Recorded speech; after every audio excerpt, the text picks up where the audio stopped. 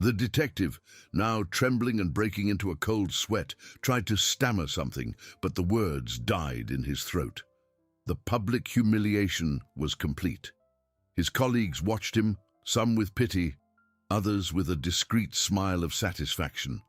The law and the badge had spoken, and Torres's petty, arrogant power had been crushed. The air at the precinct entrance seemed to have solidified, heavy and dense, trapping Torres in a purgatory of his own design. The woman's words, now seared into his memory, echoed in a cruel loop. "You're fired, Detective Torres." He could feel the sweat trickling down his back, a cold current that had nothing to do with the air conditioning. His knees threatened to buckle under the weight of shame and disbelief. The world, which a moment before had revolved around his small reign of authority, now seemed to collapse upon him, crushing him under the icy gaze of the one he had dared to call an intruder. The woman, whose name he didn't even know, but whose rank he would never forget, didn't linger. With a fluid movement and unwavering dignity, she retrieved her ID, the cold metal sliding back into the inner pocket of her impeccable blazer. Her eyes, which had previously pierced him with contained fury, now swept the room, briefly landing on each face of the officers present. There was no anger, just a silent authority, a clear and unquestionable message. What had just happened served as a warning to all. It was a vivid reminder that power, real and undeniable, resided in places many never even imagined, and that arrogance came with a price. Torres felt his blood run cold. Humiliation was a heavy, suffocating cloak that enveloped him completely. He tried to find a foothold, an excuse, a word that could undo what had been said, but his mind was blank, paralyzed by shock. Images of his life, his career, all the years dedicated to the police force, flashed by like a fast, distorted film, culminating in that moment of public annihilation. The badge on his chest, once a symbol of pride and power, now seemed to burn his skin, an ironic reminder of his fall. His colleagues, previously curious, now seemed to shrink back. Some averted their gaze, unable to bear the scene, their vicarious shame almost as palpable as Torres's own. Others, those who perhaps had suffered under the detective's heavy hand and volatile temper, displayed a poorly disguised glint in their eyes, a mix of satisfaction and caution. No one moved. No one spoke. The silence was deafening, broken only by the distant hum of the air conditioning and the frantic beat of Torres's heart. The chief of staff, without uttering another word, gave a slight nod to the nearest sergeant, a corpulent, middle-aged man who watched the scene with an expression of shock and respect.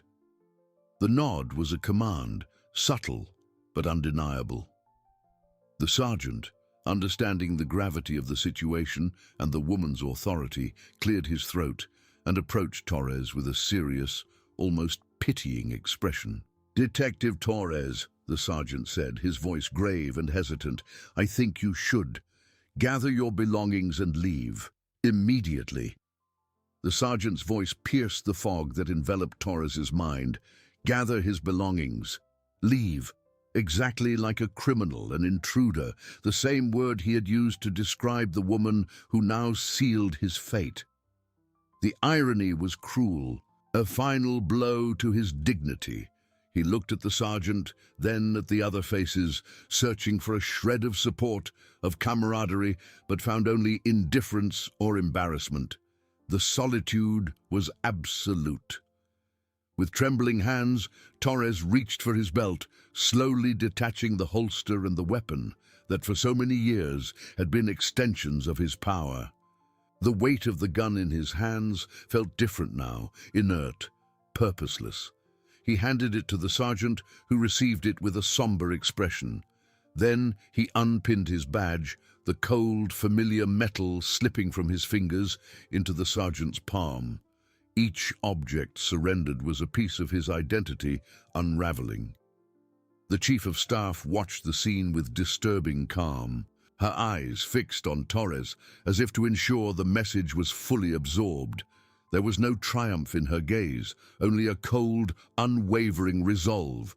She needed no more words. The action spoke for itself. Torres, now disarmed and without his badge, felt naked, exposed. He turned, shoulders slumped, and began to walk towards his desk, the place where he had spent countless hours, now a tomb for his career. Each step was torture, the sound of his shoes echoing in the sepulchral silence of the precinct. He could feel the stares on his back, the silent judgment, the shame that would accompany him forever. Torres's petty, arrogant power had not merely been crushed, it had been pulverized, turned to dust and swept out of that place, never to return. What remained was just a man who, in his blindness and prejudice, had dug his own grave. What remained was just a man who, in his blindness and prejudice, had dug his own grave. Each step Torres took towards his desk was a dull echo in the sepulchral silence of the precinct, an incessant hammering at his own conscience. The air, previously heavy, now seemed thin, making it difficult to breathe. His lungs burned, not from physical exertion, but from the searing shame that consumed him from within. The stairs on his back were like thousands of needles, invisible yet painfully real, piercing his already fragile armor of dignity. He could feel the weight of each one, the silent judgment, the contained satisfaction of some, the disguised pity of others. The desk, his sanctuary of power and routine for so many years, now seemed a desecrated altar, a monument to his downfall. He stopped before it, his hands trembling uncontrollably as he tried to gather what remained of his belongings. The pen he used to sign warrants, the framed photo of his family, the stacked reports awaiting his attention. Each object, once insignificant, now carried the weight of memories and a future that had just been brutally torn away.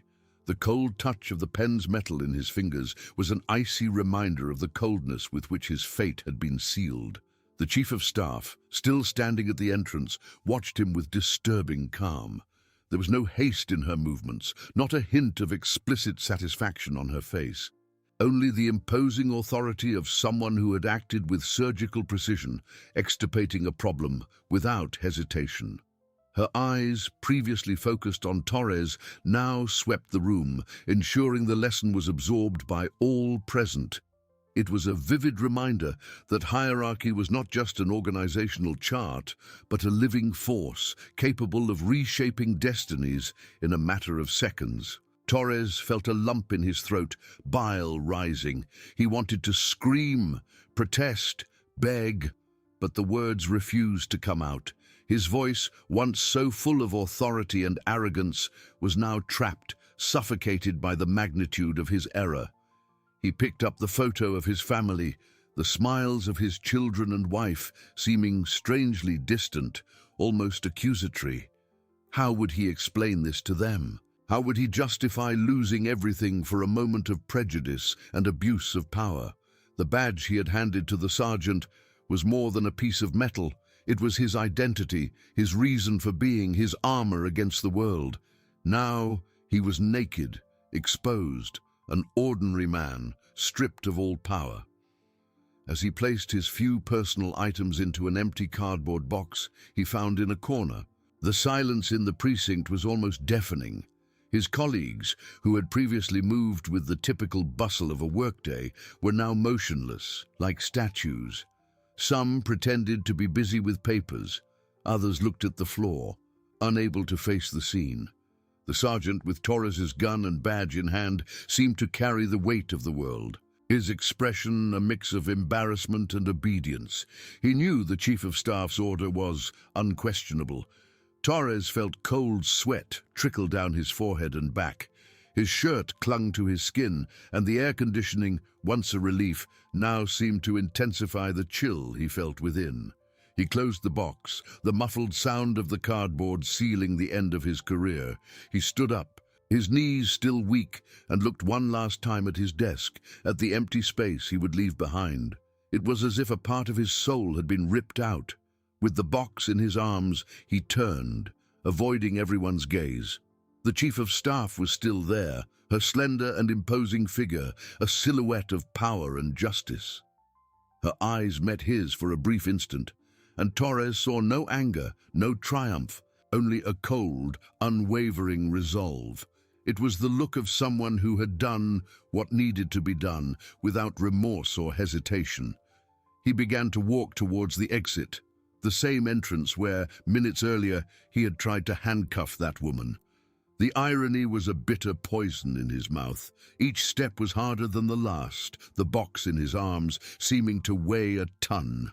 He could feel the murmuring starting behind him, low voices, whispers he couldn't distinguish, but which he knew spoke of him, of his downfall. As he passed the chief of staff, he didn't dare look at her again. The humiliation was complete, the defeat absolute. He heard a slight clearing of her throat, and then her voice, calm and clear, yet laden with unquestionable authority, echoed through the room. "Sergeant," she said without taking her eyes off Torres, "make sure all termination procedures are followed to the letter, and that security is reinforced at the entrance. We don't want any more intruders disturbing the order." The word intruders was a final blow, a cruel reminder of his own words, now used against him. Torres felt a shiver run down his spine. He was the intruder now, the unwanted element, the man who had disrespected order and authority.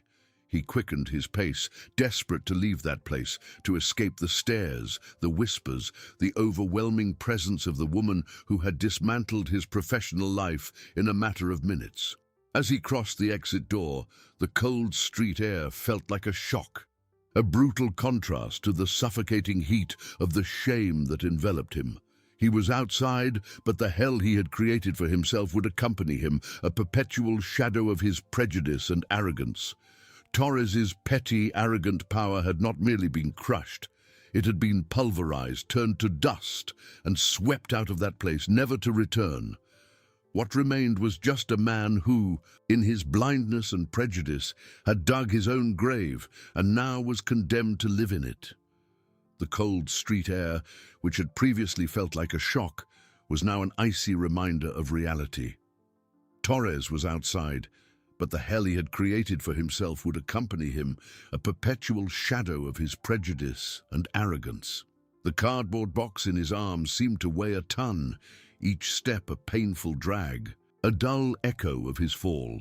He didn't dare look back, fearing to see the stares, the whispers, the confirmation of his humiliation that he already felt etched into his soul. The sunlight, once a symbol of a new workday, now seemed to mock him, exposing his fragility. The city noise, which had previously been just a backdrop to his routine, now invaded his ears, each horn, each distant conversation, a reminder of a world that continued, indifferent to his personal ruin. He walked aimlessly for a few moments, his body on autopilot, his mind in a whirlwind of denial, anger, and despair. How could this have happened? How had he, Detective Torres, a man of the law, respected and feared, been reduced to this inside the precinct? The sepulchral silence that had accompanied Torres's departure began to dissipate, turning into a contained murmur. Glances crossed, full of unasked questions, of shock and, in some cases, of poorly disguised satisfaction. No one dared to speak loudly, the chief of staff's voice still echoing in the corridors, a vivid reminder of her unquestionable authority. She, in turn, remained at the entrance for a few more seconds, watching the door through which Torres had disappeared. There wasn't a hint of emotion on her face, just the cold resolve of someone who had completed a necessary task. Her eyes swept the room again, a look that sought not reprimand, but assurance that the message had been understood by all. Hierarchy, order, justice, these were the cornerstones of her world, and she would not tolerate them being disrespected. With a smooth movement she turned, her slender and imposing figure walking purposefully towards the chief of police's office.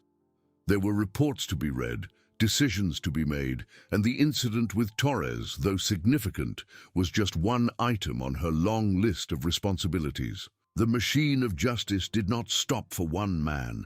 Meanwhile, Torres continued his aimless walk, the box in his arms an increasingly heavy burden. He felt cold sweat trickle down his back, his shirt clinging to his skin, his heart beating erratically. The image of the Chief of Staff's ID, the shining badge, the word Chief prominently displayed, burned in his mind. He had underestimated, humiliated, tried to handcuff the wrong woman. The irony was a bitter poison, corroding him from within. He finally spotted his car, parked a few blocks away, as if fate wanted to prolong his walk of shame. Opening the door, he tossed the box onto the passenger seat with a dull thud, the sound of his few belongings rattling. He sat behind the wheel but didn't start the engine. He just stayed there, hands gripping the steering wheel, knuckles white. Reality began to seep through the fog of his shock. He was unemployed. His career, built over years of dedication and a good dose of arrogance, had crumbled in a matter of minutes. What would he tell his wife, his children, the house, the car? The life he had built based on his badge and his authority, everything now seemed suspended by a thin thread about to snap. Rage began to boil within him, a blind and impotent fury. Rage at the woman, rage at the sergeant who had obeyed her, rage at himself for his own stupidity. But rage was a fragile shield against the overwhelming wave of fear and regret that consumed him. He started the car, the engine's roar seeming strangely loud in the silence of his mind. He drove aimlessly through the city streets. Each traffic light, each corner, a reminder that he had nowhere left to go, no cases to solve, no authority to wield. The badge, the gun, the power. Everything had been stripped from him, leaving him naked and exposed. He was just a man who, in his blindness and prejudice, had dug his own grave. And now he was condemned to live in it, feeling the weight of every shovel of dirt he himself had thrown.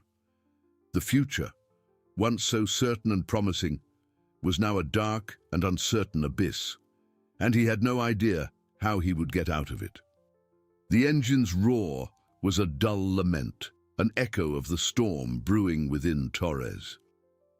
Every street he drove down was a tunnel, every traffic light, a barrier preventing him from escaping his own mind.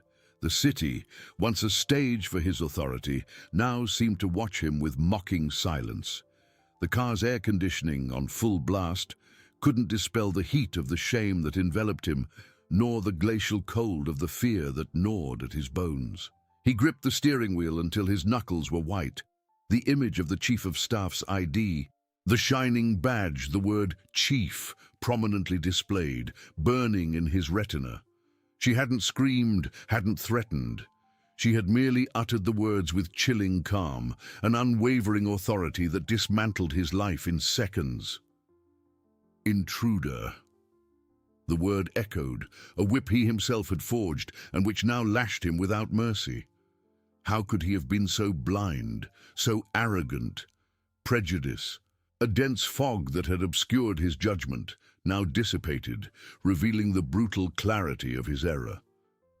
He had seen a black woman at the entrance of his precinct, and his mind, trained to suspect, to judge, had leaped to the easiest, most derogatory conclusion. He had assumed without question that she was a threat, an intruder, and that assumption had cost him everything. The phone in his pocket vibrated. It was his wife. Her name glowed on the screen, a beacon of hope and at the same time an abyss of terror. How would he explain? How would he tell her that the man who had left home that morning, full of himself with his badge and his gun, had returned with nothing, an outcast? The image of his children, their innocent smiles, the life he had promised them, everything seemed to crumble. He didn't answer, not now. He couldn't. He needed more time to process the magnitude of his ruin before sharing the burden with them. Meanwhile, inside the precinct, the Chief of Staff, with the same composure she had shown when firing Torres, walked towards the Chief of Police's office.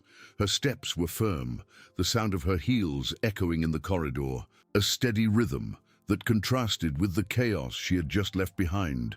The office door opened without hesitation. The Chief of Police, a middle-aged man with a tired expression, looked up from a pile of documents. "Chief," she said, her voice calm and professional, "the incident at the entrance has been resolved. Detective Torres was terminated for inappropriate conduct and disrespect for authority." She offered no unnecessary details, nor did she seek validation. She simply presented the facts, concise and irrefutable. The chief of police blinked, absorbing the information.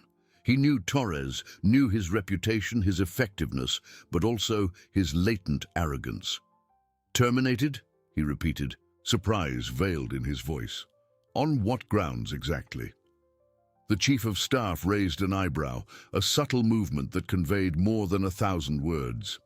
"He tried to handcuff me at the entrance, Chief, claiming I was an intruder, after refusing to acknowledge my ID and disrespecting my direct orders." A heavy silence fell over the office. The chief of police leaned back in his chair, shock replaced by a somber understanding. "I see," he said, his voice low, almost a whisper. "The decision is yours, Chief of Staff, and it is correct." He did not question her authority, her decision. He knew she would not act lightly. The machine of justice, under her supervision, could not afford to have gears rusted by prejudice. "Ensure that termination procedures are followed to the letter," she continued without faltering, "and that security at the entrance is reinforced. We cannot allow order to be compromised again." The chief of police nodded, his eyes fixed on her. There was no anger, no triumph on her face, just the cold resolve of someone who had done what was necessary. Hierarchy had been reaffirmed, authority respected, and the message, clear and unequivocal, would be felt by everyone in the precinct. Meanwhile, Torres continued his aimless journey, the car now a cocoon of despair. He drove past his street, the house with the well-kept garden, the swing in the backyard where his children played. The home he had built now seemed like a sandcastle, about to be swept away by the tide of his own stupidity. He couldn't stop there, not yet. The shame was such a heavy cloak that he feared upon entering he would suffocate everyone with its weight. Rage, which had previously been a shield, now transformed into a poison that corroded his insides. Rage at the woman who fired him, rage at the system that allowed her so much power, rage, above all, at himself. But rage was impotent. He was solely responsible for his downfall. He had dug his own grave with his own hands, with his own words. The future, once a clear and well-lit path, was now a dark and uncertain abyss. What would he do? How would he rebuild himself? The badge, the gun, the power, everything had been stripped from him, leaving him naked and exposed. He was just a man who, in his blindness and prejudice, had dug his own grave. And now he was condemned to live in it, feeling the weight of every shovel of dirt he himself had thrown, every grain of sand that slipped through his fingers, taking with it the life he knew. The humiliation was complete, and the shadow of his arrogance would follow him forever. The phone rang again, insistently, breaking the oppressive silence of the car. It was her again. Torres took a deep breath, the air feeling dense and heavy in his lungs. He couldn't run anymore. He parked the car on a deserted street, the city lights blinking in the distance, indifferent to his agony. With a trembling hand, he answered, "Hello?" His voice came out hoarse, almost unrecognizable. "Torres, where are you? Why didn't you answer before? I'm worried." His wife Anna's voice was a mix of relief and irritation. He could hear the sound of the children playing in the background, a sound that once calmed him, but now seemed a cruel reminder of what he was about to lose. I'm on my way home," he lied, or at least tried to. "Something happened, Anna. Something bad." The silence on the other end of the line was immediate, heavy. The children's laughter ceased. "What happened, Torres? Are you okay? Is it about work?" Her genuine concern was a stab. How could he tell her that he wasn't okay, that his job had evaporated, that the life they had built was in ruins. I was fired, Anna. The words came out in a whisper, but they seemed to scream in the silence of the car. He heard a shocked gasp, then an even deeper silence. Fired? What do you mean fired? Why? Her voice was choked, disbelief mixed with growing fear. He couldn't form the words. Shame suffocated him. I made a mistake, a stupid mistake. I can't explain now. I need to get home. He hung up before she could ask more questions, before he had to relive the humiliating scene. The road home, once familiar, now seemed a journey into unknown territory. Each bend, each tree, each lit house, everything seemed to mock him. The box on the passenger seat, with his few belongings, was an epitaph for his career. Upon arriving, the house was silent, the lights on, but the atmosphere heavy. He opened the door, the creaking sound echoing in the silence. Anna was in the living room, sitting on the sofa, her eyes red and swollen. The children were in their room, probably sensing the tension in the air. "Torres," she began, her voice weak. He sat beside her, head bowed, unable to face her. "I'm so sorry, Anna. I messed everything up." He told the story, omitting the cruelest details of his prejudice, but not the essence of his arrogance. With each word, Anna's expression grew darker, disappointment and anger replacing concern. "You tried to handcuff the chief of staff? Torres, how could you be so irresponsible? So blind?" Her voice rose, rage finally exploding. "Our life, Torres, our children, what are we going to do now?" Her words were whips, each one striking him with the force of truth. He had no answers, only emptiness, regret, and the certainty that he had destroyed not only his career, but also his family's peace. He looked at the floor, the weight of the world on his shoulders. The humiliation was complete. The shadow of his arrogance would not just follow him forever. It had already settled in his home, in his marriage, in his soul, and he knew the night would be long, and the future an impenetrable darkness. The night which once promised the refuge of home now stretched before him like a minefield. Anna's words, laden with disappointment and anger, echoed in the oppressive silence of the room, each one a shard piercing his already wounded soul. He couldn't face her. The image of her eyes, once full of love and admiration, now clouded by hurt, was more than he could bear. The cold floor beneath his feet seemed to swallow him, and the sofa, which should have been a safe harbor, had transformed into a defendant's bench. "Blind?" Her voice, once a murmur of concern, now cut through the air with the sharp blade of disbelief. "Torres, how could you be so blind? Didn't you think of us, of our children, of everything we built?" Her question, direct and painful, demanded not an answer but a confession.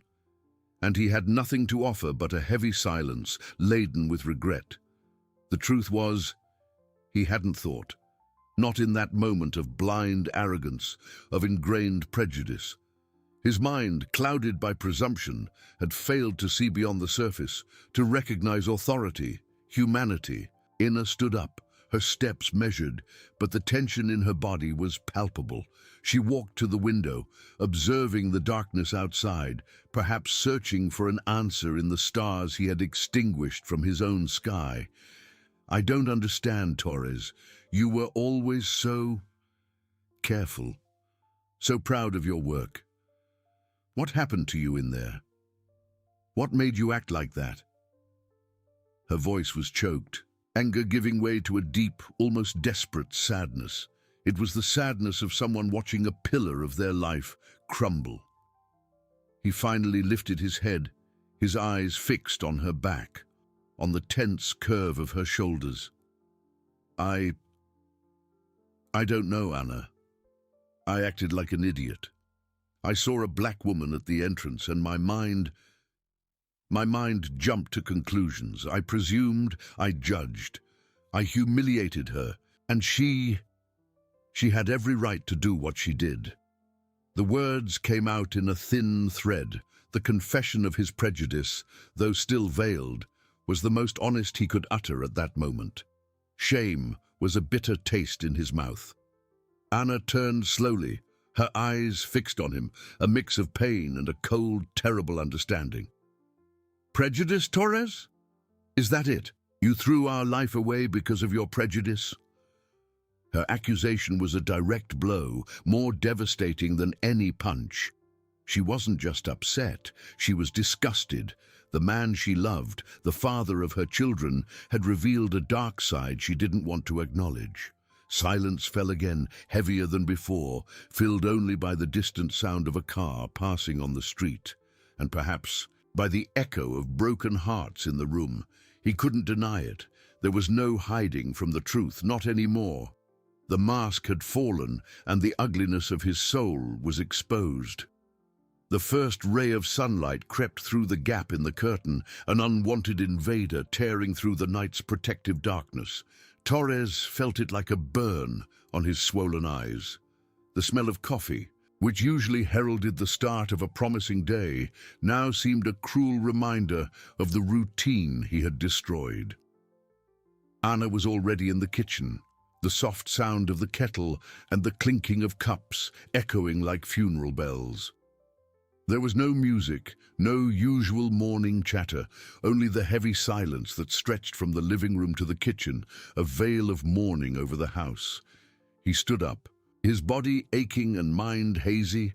Every muscle protested, every step was an effort. As he entered the kitchen, Anna didn't look at him. Her movements were mechanical, her face a mask of exhaustion. The children would soon come down, and the prospect of facing them, of feigning a normalcy that didn't exist, was almost unbearable. He sat at the table, the coffee in front of him untouched. The cup steamed, but he felt a coldness that came from within. "We need to talk about what we're going to do." Anna's voice was cold, devoid of emotion. She wasn't asking. She was stating an urgent need. "I don't know how we're going to pay the bills this month, and the children's school. Tuition is due next week."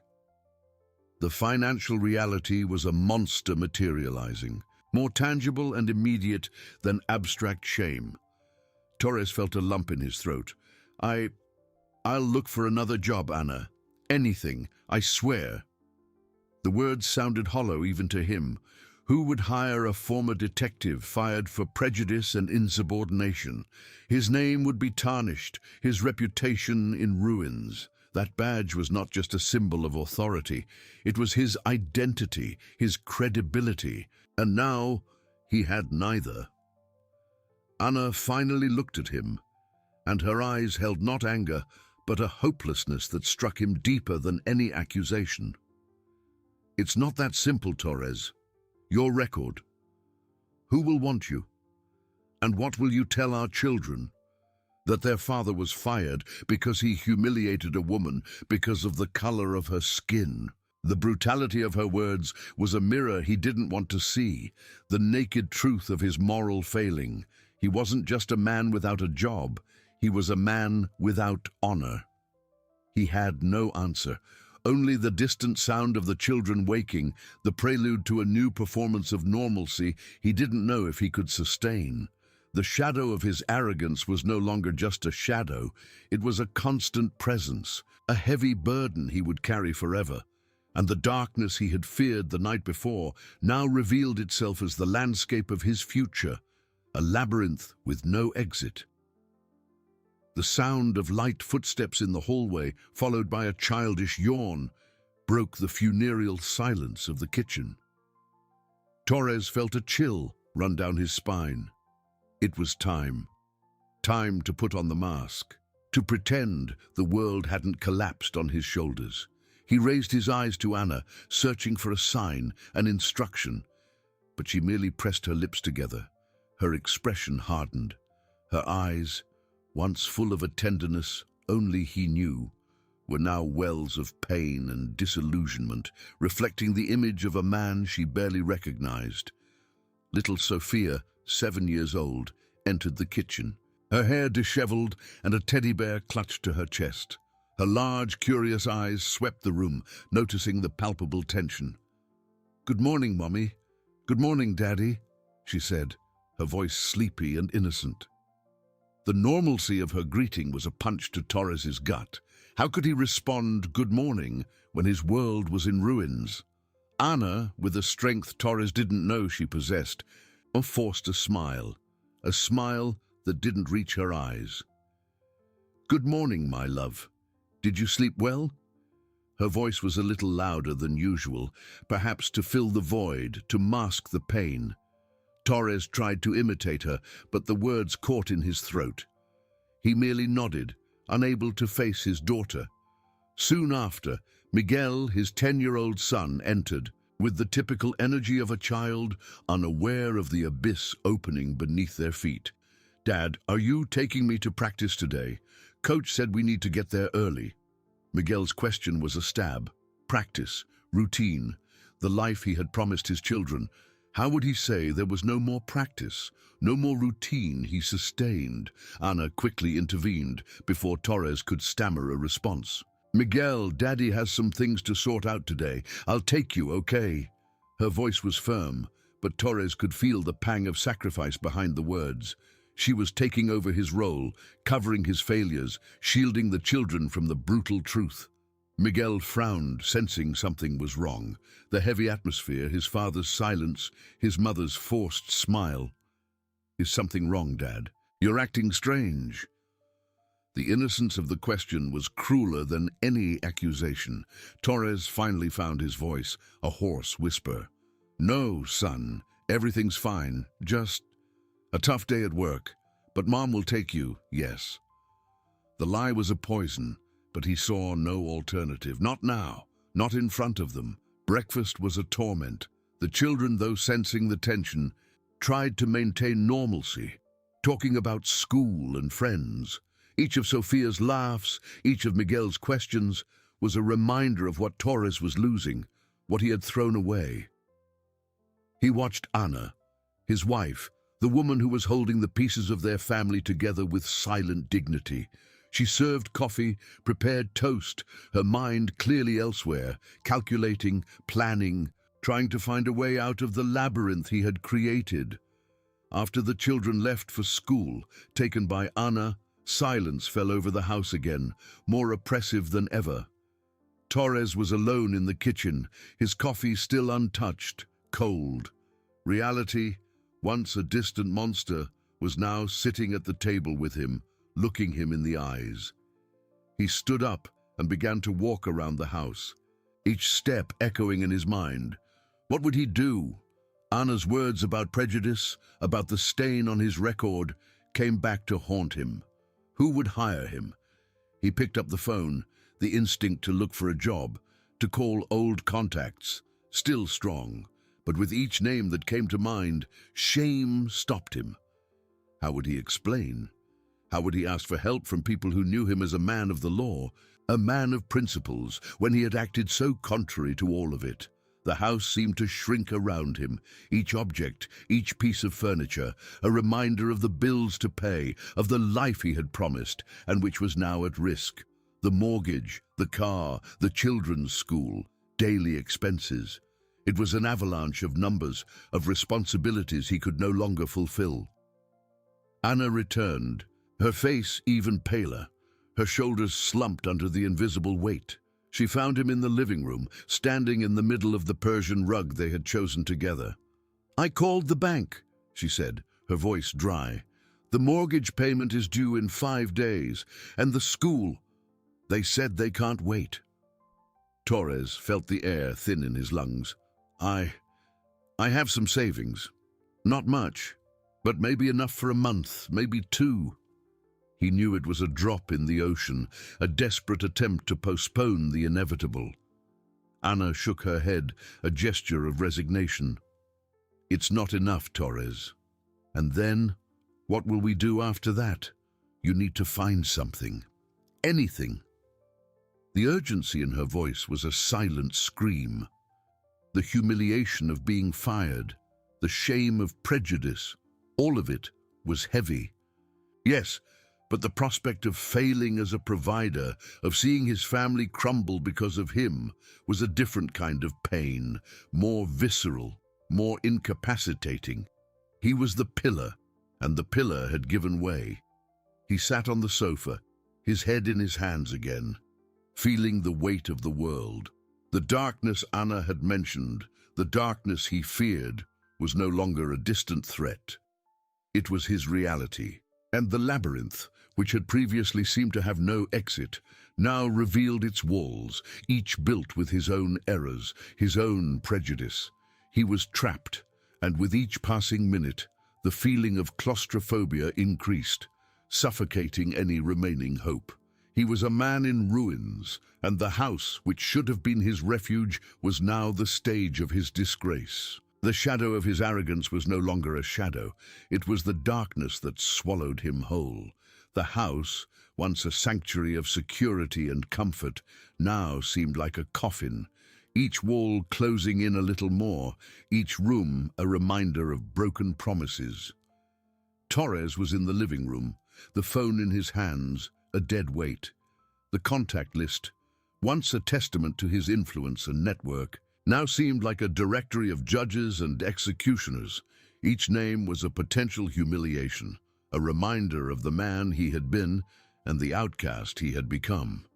He dialed a number, his breath held. It was an old colleague, a private detective he knew from old cases, a man who owed Torres a few favors. The voice on the other end of the line was cautious, almost cold. "Torres. Man, I heard what happened. I'm sorry." The pity was poison, a euphemism for veiled revulsion. The conversation was short, full of evasions. "The market's tough, you know, and with what happened, people are a bit apprehensive." No one wanted to associate with him. The stain was too great, the risk of professional contamination unacceptable. He tried a few more, the same story repeating itself. A monotonous echo of doors closing one after another with a dry, final sound. Each no was a nail in the coffin of his hope. He looked around the house, his eyes wandering over the objects that once represented his life, his success, his stability, the wristwatch his father gave him, an inheritance of incalculable sentimental value. Anna's jewelry, gifts from birthdays and special occasions, each piece carrying a memory. The thought of selling them, of stripping his family of their few possessions, disgusted him. He had promised to protect them, to provide for them, and now he was thinking of selling the family's dignity piece by piece to postpone the inevitable. Shame was a heavy, suffocating cloak that enveloped him completely. The image of the woman in the chief of police's office returned to his mind, vivid and relentless. Her calm, her unwavering authority, the penetrating gaze that had stripped him bare. The contrast with his own disgrace was stark. He had seen her as an intruder, a threat, an object of his prejudice, and she had revealed herself to be the very foundation of the order he thought he represented. The irony was a sharp blade, cutting deep. The children returned from school, the sound of their voices and light footsteps breaking the funereal quiet of the house. But the silence that followed was not the same as before. It was different now, not just tense, but heavy, oppressive, laden with a sadness that even childish innocence couldn't ignore. Miguel, the elder, with the perceptiveness of his 10 years, noticed the change. "Dad, why aren't you at work? Mom said you're sorting things out, but you're always home." The innocent question was a stab, hitting the core of his failure.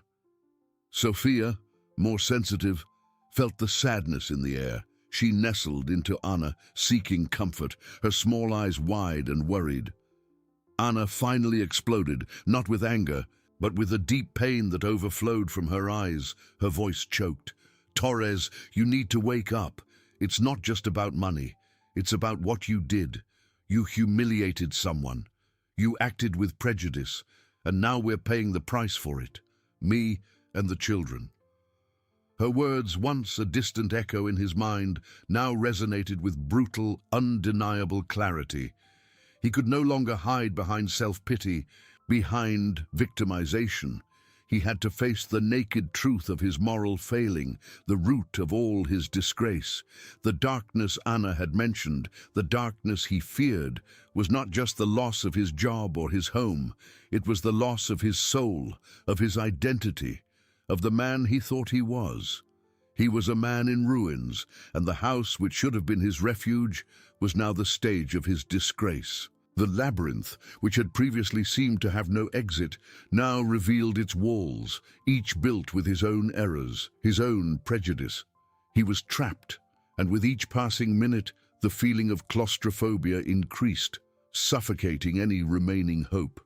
The shadow of his arrogance was no longer a shadow. It was the darkness that swallowed him whole, and for the first time, he couldn't see even a glimmer of light. He watched Anna, her face bathed in tears, but with a strength he had never seen before. She wasn't pleading, she was stating a painful truth. The children, Miguel and Sofia, were there, silent witnesses to his downfall. Miguel's eyes, once full of childish curiosity, now carried a shadow of confusion and fear.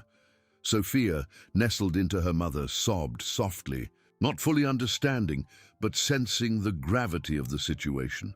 This was his particular hell, and he had built it brick by brick, the 5 days. The countdown to eviction hammered in his mind.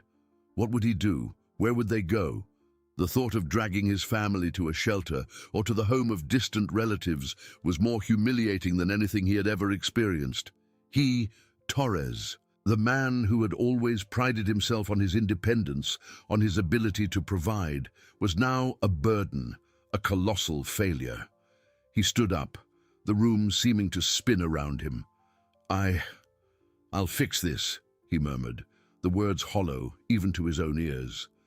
Anna merely looked at him, disbelief etched on her face. How, Torres? How will you fix it? There are no jobs. No one wants you. You burned all your bridges. The truth was a whip, and each of her words left a mark. Night fell, bringing with it an even heavier silence. The children went to bed, their voices muffled, their laughter absent. Torres and Anna remained in the living room, the TV light off, only the dim streetlight illuminating their tired faces. He knew he needed to do something, anything. But what? His phone, once a portal to his world of influence, was now a useless object, a reminder of his irrelevance.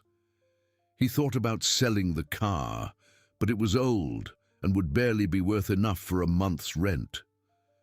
Anna's jewelry? He couldn't, not after everything she was going through. The family's dignity was slipping away, and he clung to these small symbols like a shipwrecked survivor to a piece of driftwood. Suddenly, a dark and desperate idea surfaced in his mind. A name he had tried to forget, a man he had crossed paths with in the underworld, an informant who owed him an old favor, a favor Torres never imagined he would need to collect. A man who operated in the shadows, in a world Torres had sworn to fight. It was a door he should never have considered opening, a path he had condemned in others. But now, the line between right and wrong was blurred, almost invisible. He stood up, the decision weighing on him like a tombstone. Anna watched him, her eyes questioning, but she said nothing. She knew he was at a breaking point, and that any move now would be a leap into the dark. The next day, Torres left home before the children woke up. He didn't tell Anna where he was going, and she didn't ask. The silence between them was a wall, built with hurt and despair.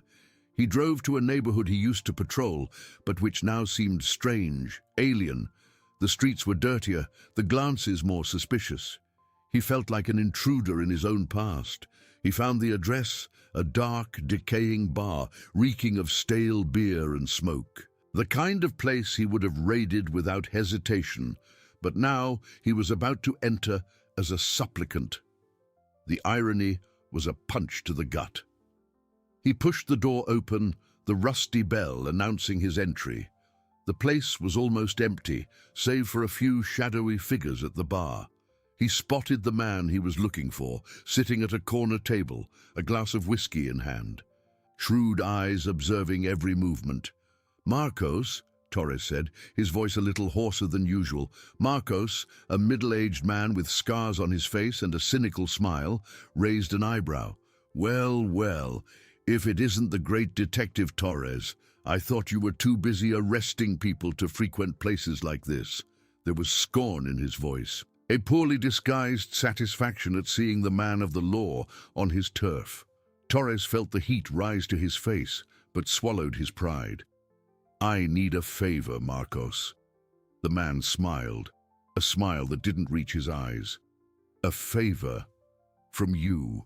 What would the great Torres do for a favor from a worm like me?" The humiliation was palpable, but Torres couldn't back down. The image of Ana and the children, the eviction notice, was a fire that drove him. "Anything?" Torres replied, his voice almost a whisper, but laden with a hopelessness that Marcos recognized. Anything. The darkness he feared was now before him, and he was about to dive headfirst into it. The smell of stale beer and smoke was a heavy, suffocating veil that Torres felt with every breath. Marcos, with that cynical smile that didn't reach his eyes, was the personification of everything he had sworn to fight. Humiliation was a slow poison, but Torres couldn't afford to succumb. The image of Ana, with tear-filled eyes, and the innocent faces of Miguel and Sofia were his shield, his motivation, his condemnation. "Anything," he repeated, his voice now firm, but with a note of desperation that Marcos caught. The middle-aged man tilted his head, his shrewd eyes scanning Torres from head to toe, like a predator assessing its prey. He seemed to savor every second of that moment. The role reversal was his particular victory. "Anything, detective?" Marcos sneered, raising his whiskey glass. "That's a strong word for a man who used to preach morals and good conduct. What would you do, for example, if I asked you to forget a small detail in an old report? A detail that could free a friend of mine from a minor charge?" Torres's stomach churned. Forget a detail. It was the first step. A small crack in the wall of his integrity. He had spent his life building that wall, brick by brick, and now he was about to tear it down for a favor from a man he despised. But Anna's face, the anguish in her eyes, the countdown to eviction, all of it was an overwhelming weight.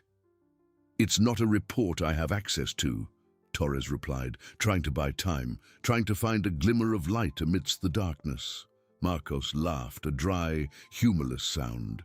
"Ah, but you have friends, don't you, detective? Friends who still work there, friends who still trust you, or do you?" The provocation was calculated, striking at the core of his failure. He had burned all his bridges, as Anna had said. But perhaps there was one or two that hadn't completely collapsed yet. The idea of asking a favor from a former colleague, of dragging him into his own disgrace, was almost as repulsive as Marcos's proposal. "What do you want, Marcos?" Torres asked, cutting to the chase. He needed clarity, even if the truth was painful. Marcos smiled, a glint of triumph in his eyes. "I want information. Information about a shipment arriving next week. Routes, times, security. Things only a man with your old contacts could get. No forgetting details of detective, just obtaining information." The proposition was more dangerous than forgetting a detail. It was espionage, betrayal. He would be using his knowledge and connections to aid the underworld he had sworn to fight. The line between right and wrong was no longer blurred. It had completely disappeared. He was about to cross to the other side. "And what do I get out of this?" Torres asked, his voice almost a whisper. He felt dirty, each word a piece of his soul being torn away. "A generous advance for your rent," Marcos replied, throwing a wad of bills onto the table. "And the promise of more, if you prove useful. Enough to keep your family off the streets, detective. Enough to buy more time." The money, that wad of bills stained by illegality, was both salvation and damnation. It was the hope of keeping a roof over his children's heads, but also the price of his soul. He looked at the money, then at Marcos, and the image of Ana, with the eviction notice in her hand, flashed in his mind. "I need time to think," Torres said. His voice choked. Marcos merely shrugged. "Time is a luxury you don't have, Detective. 5 days, isn't it? I hear the city doesn't mess around when it comes to evictions, and I'm not one to wait." The pressure was unbearable. With each passing second, the decision became more urgent, more inevitable. He had nowhere to go, no one to turn to. Pride, morals, ethics, all seemed insignificant in the face of his family's impending ruin. "I'll do it," Torres finally said, the words coming out as a groan. The bitter taste of defeat filled his mouth. He reached out and took the money, feeling the weight of his choice. Marcos smiled, a glint of triumph in his eyes. "Excellent. I knew you were a practical man, Detective. I'll be in touch. And remember, discretion is key. No one can know that the great Detective Torres is working for me." Torres nodded, unable to speak. He stood, the wad of bills burning in his hand, and left the bar without looking back. The cold night air couldn't extinguish the heat of the shame that consumed him. He had sold his soul, and the price was his family's temporary salvation. Back in the car, he felt the weight of the money. It was dirty, but it was money. It was a chance for Anna and the children not to sleep on the streets. He drove home, his mind a whirlwind of guilt and relief. The darkness Anna had mentioned was no longer a distant threat. It was a reality he had embraced. He had crossed the line, and he knew there was no turning back. As he entered the house, the silence was a sharp knife. Anna was sitting in the living room, the streetlight illuminating her tired face. She didn't ask where he had been, but her eyes, deep and full of resigned sadness, asked the question for her. Torres said nothing. He simply placed the money on the table, the sound of the bills hitting the wood echoing in the silence. Anna looked at the money, then at him, a mix of relief and dread in her gaze. She knew, she didn't need to ask, that money came with a price, and she could smell the desperation and moral compromise emanating from it. "What did you do, Torres?"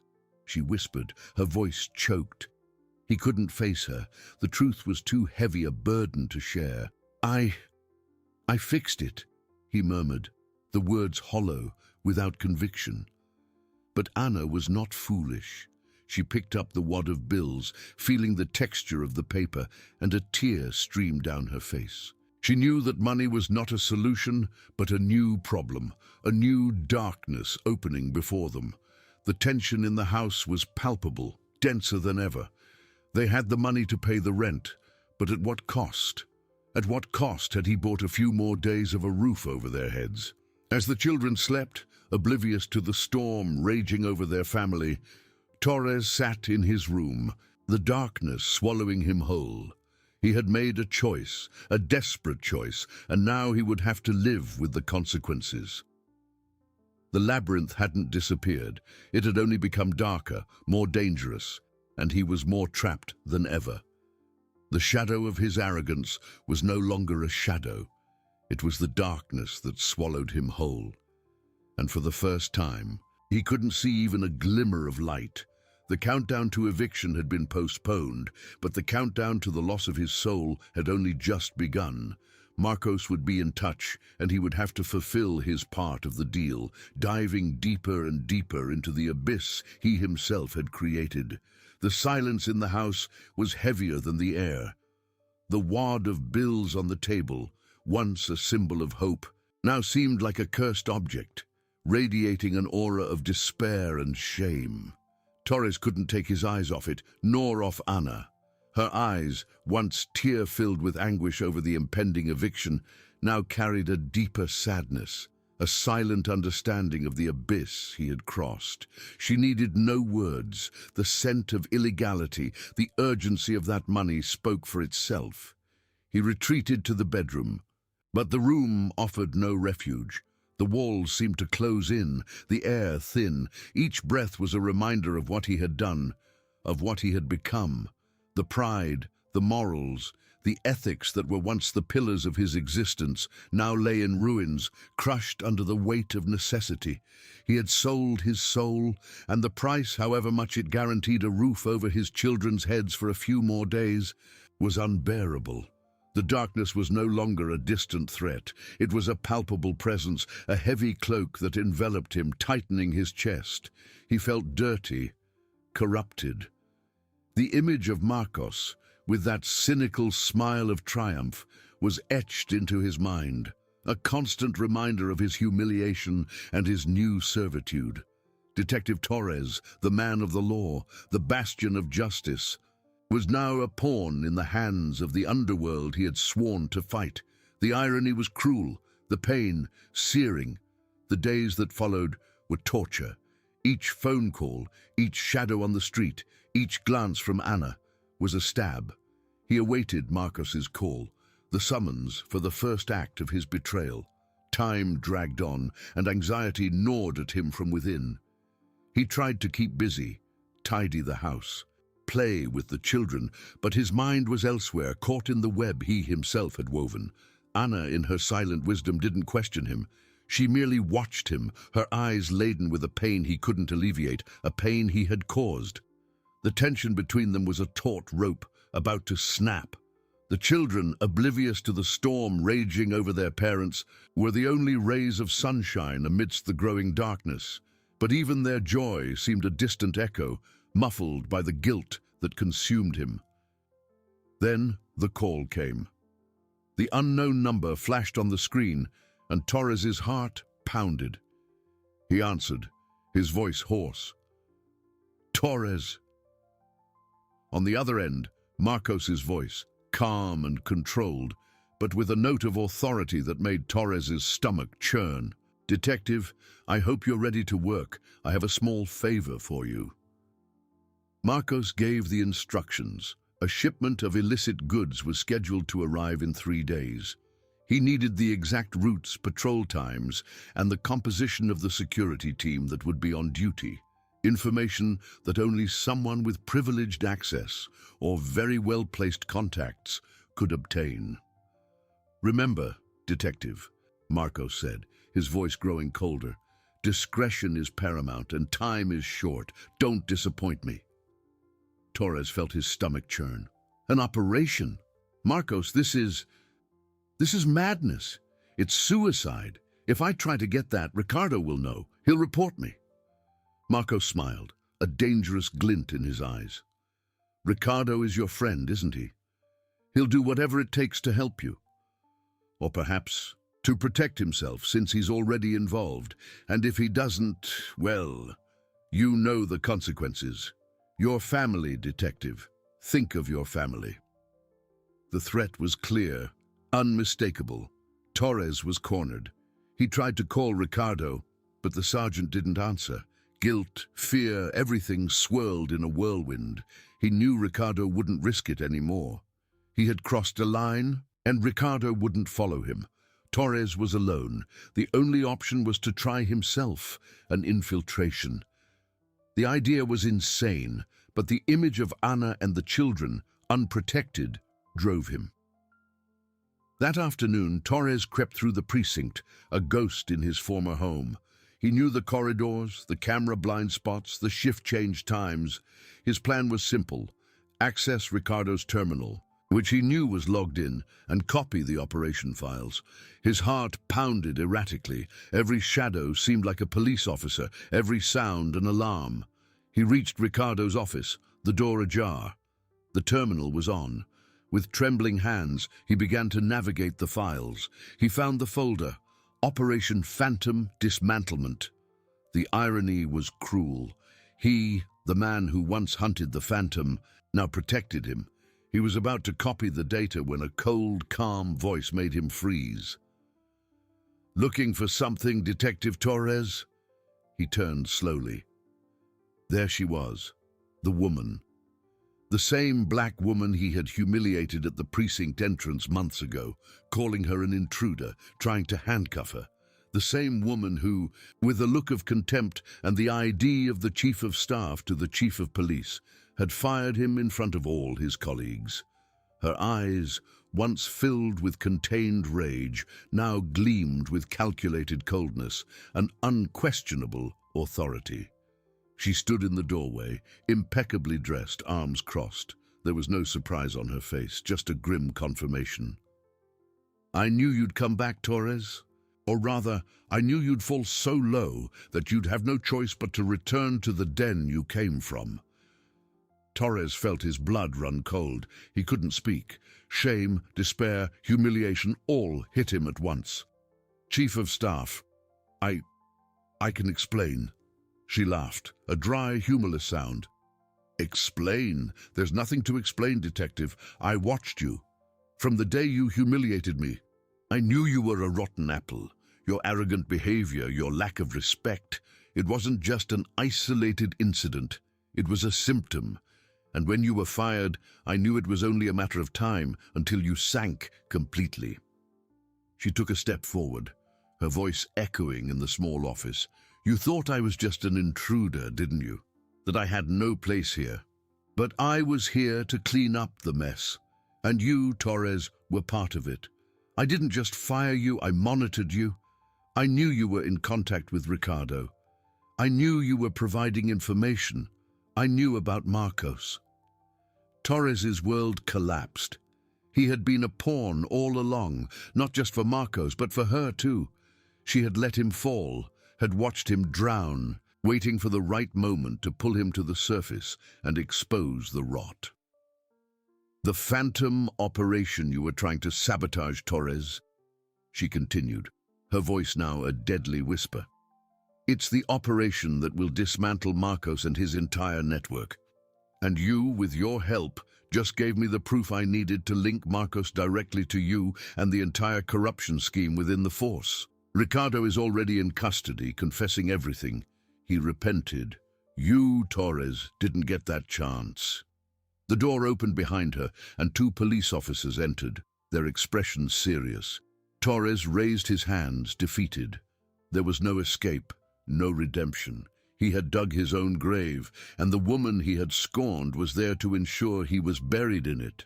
As the handcuffs clicked shut on his wrists, the metallic sound echoed like an epitaph. The darkness swallowed him whole, and this time there wasn't even a glimmer of light. Detective Torres, the man of the law, was now a criminal, a traitor, a ghost of himself. And the price of his lost soul was freedom, family, and the dignity he would never regain. The labyrinth had come to an end, but not in the way he expected. He was trapped forever in the shadows he himself had created.